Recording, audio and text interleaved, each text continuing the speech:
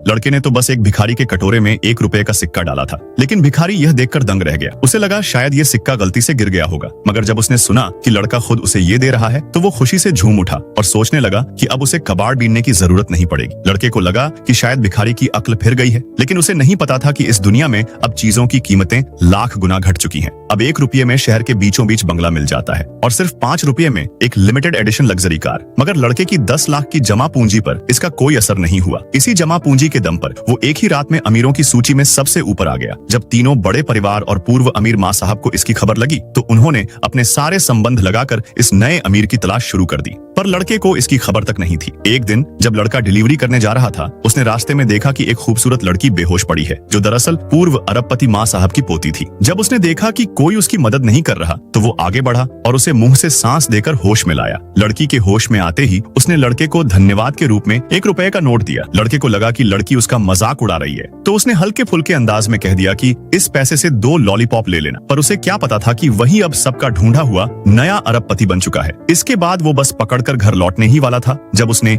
1 रुपए का सिक्का बस में डालने की कोशिश की, लेकिन ड्राइवर और बाकी यात्री यह देखकर हैरान रह गए। सबको ऐसा लग रहा था जैसे वो कुछ बहुत कीमती चीज दिखा रहा हो जो अब आम नहीं रही। कुछ ने उसकी नीयत पर शक जताया तो कुछ ने इसे दिखावा कहा। ड्राइवर ने उसे उतार दिया क्योंकि उसे ऐसे अमीरों से चिढ़ थी जो छोटी चीजों को लेकर घमंड करते हैं। लड़का कुछ समझ नहीं पाया कि आखिर उसका कसूर क्या है। इसके बाद वो पैदल बैंक पहुंचा और सोचा कि सारे सिक्के अकाउंट में जमा करा देगा, लेकिन मशीन ने काम नहीं किया और उसे काउंटर की तरफ भेज दिया गया। जैसे ही वो हॉल में पहुंचा, उसकी जेब से 100 रुपए का एक नोट गिरा और बैंक मैनेजर की नजर उस पर पड़ गई। उसने आज तक इतनी बड़ी रकम का नोट नहीं देखा था। जब उसने सुना कि लड़का 300 रुपए का लेन देन करने आया है तो उसने तुरंत सिक्योरिटी को बुलाकर बैंक सील करवा दिया और खुद बैंक मालिक भी उसे सेवा देने आ गया। यहाँ तक कि 3 सुंदर लड़कियों को पैसे देने के लिए बुला लिया गया। लेकिन जैसे ही लड़का वहाँ से निकला, मैनेजर भागता हुआ बैंक के मालिक के पास गया और बोला, यही है वो लड़का जिसे हम ढूंढ रहे थे, वही अरबपति फू लिंचुआन। मालिक सुनते ही जोश में बाहर भागा, लेकिन तब तक लड़के को उसके दोस्तों ने होटल में खाने के लिए बुला लिया था।